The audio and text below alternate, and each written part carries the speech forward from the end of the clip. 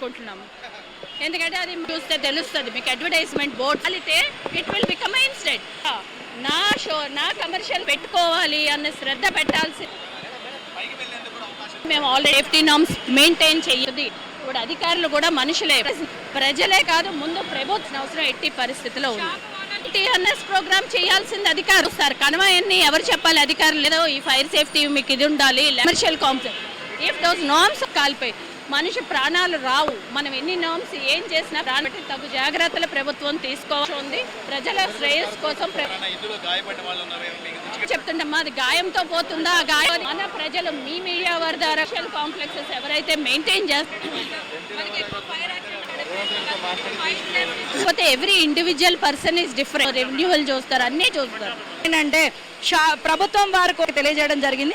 అయితే ఇక్కడ మనం 4 ఫైర్ ఇంజన్లు, అదేవిధంగా ట్యాంకర్లో అదుపు చేయడానికి ప్రయత్నంగా ఇప్పుడు ఇందాక కూడా దగ్గర మనకి చౌరస్తా నుంచి వెళ్తున్న వాహనదారులు ఉన్నటువంటి నివాసులు కూడా సూచనలు అయితే కూడా మనకి ఎక్కువగా కనిపిస్తూ ఉన్నాయి. ఇక్కడ కోచింగ్ సెంటర్లో ఏమైనా తాళాలేసి ఇమ్మీడియట్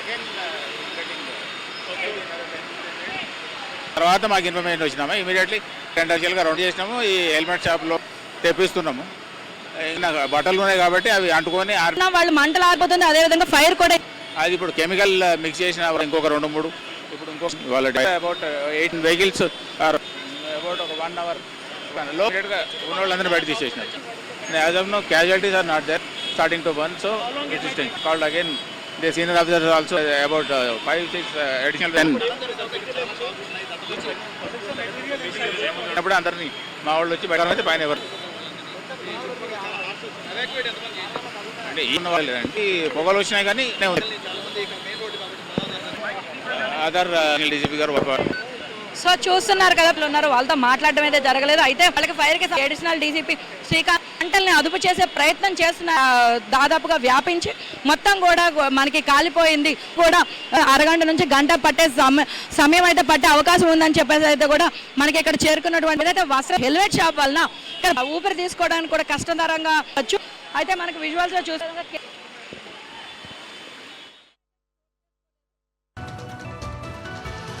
రవిచంద్ర మనకైతే కూడా ఇక్కడ గంట సమయం పట్టే అవకాశం ఉందని అయితే దుకాణం, అదేవిధంగా ఈ హెల్మెట్ షాప్ షాపు పక్కన ఒక అవకాశం ఉంది కాబట్టి ఆ ట్రాన్స్ అయితే భారీ క్రెయిన్లతో మంటలను అయితే అదుపు చేసే ప్రయత్నం కూడా మీరు చేస్తున్నారు. మనకి మంటల్ని 2వ ఫ్లోర్లోని మంటల్ని అదుపు చేస్తుంటే అది పైన కాబట్టి ఇక్కడ అధికారులు అయితే నిరంతరం కానీ అదేవిధంగా సివిల్ పోలీసులు కూడా ఇక్కడ ట్రాఫిక్ ని ప్రజలను అదుపు చేసే ప్రయత్నాలు చేస్తున్నారు. అయితే హర్ష మెస్కి సంబంధించినటువంటి ఎస్ రవి, ఇక్కడ మనకి టన్నర్స్ గా ఉన్నటువంటి ఆ హెల్మెట్ మాటలు అయితే మనం వాళ్ళు చేస్తాం. 2 కోట్ల ఆస్తి నష్టం అయితే జరిగింది. ఇలాంటి చిన్న ప్రమాదాలు ఏర్పడ్డాయి కానీ అప్రోచ్ అవ్వడం జరిగింది అధికారులు. మా షాపుకి ముందు కూడా ఒక కరెంట్ అధికారులు సంబంధిత జిహెచ్ఎంసీ అధికారులు మనం చూడొచ్చు. ఒకవైపు వేసుకుంటే మరి ఇతర షాపులన్నీ కలిపి కూడా 2 కోట్ల నష్టం. ఎందుకంటే కూడా ఈ పైన ఉన్నటువంటిది ఏంటంటే వస్త్ర దుకాణం చూసుకుంటే కనుక మనకి అది షాపులు, ఎందుకంటే కింద ఒకటి మనకి ఫ్లెక్సీ షాపులు ఉన్నాయి. ఇంకా ఇక్కడ ఒక బజ్జీ దుకాణాలు, అలా తగలబడిపోయిన దుకాణాలు కానీ షాప్ కానీ వస్త్ర దుకాణం వాళ్ళు, లేదంటే కోచింగ్ సెంటర్ మూసేసే ప్రయత్నాలు విజువల్స్ లో కూడా చూసుకుంటే కూడా స్థానికులు చూసే ప్రయత్నాలు చేస్తుంటే వాళ్ళందరినీ కూడా అధికారులు ఇక్కడ నుంచి ప్రయత్నాలు కూడా చేస్తున్నారు. ఇప్పుడే దాంతో కూడా మంటలను ఆపే ప్రయత్నం కూడా స్క్రీన్ లో చూడొచ్చు. ఎందుకంటే మంటలు ఆపే ప్రయత్నాలు అయితే చేస్తూ ఉన్నారు.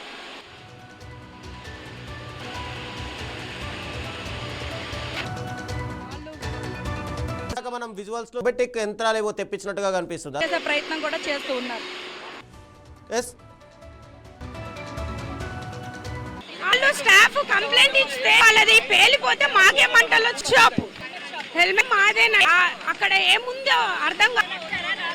ఏ ఓనర్ అండి అక్కడ హర్ష కంప్లైంట్ ఇవ్వడానికి పోలీస్ కంప్లైంట్ ఇస్తే కూడా ఉంటుందో అది మా డైరెక్ట్ షాప్ లోకి పెట్టారు. సో మా బ్రదర్ ఇలా వర్క్ చేస్తాడు. మా సిస్టర్ 8 మెంబర్స్ ఉండే, 3 ఆడవాళ్ళు 5. సో వాళ్ళు ఎంతసేపు అని తలనాడతారు, అది ఇంత.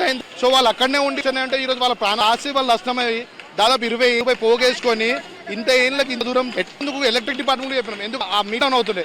So electric department Harsha mess వాళ్ళ త్రూ కూడా షార్ట్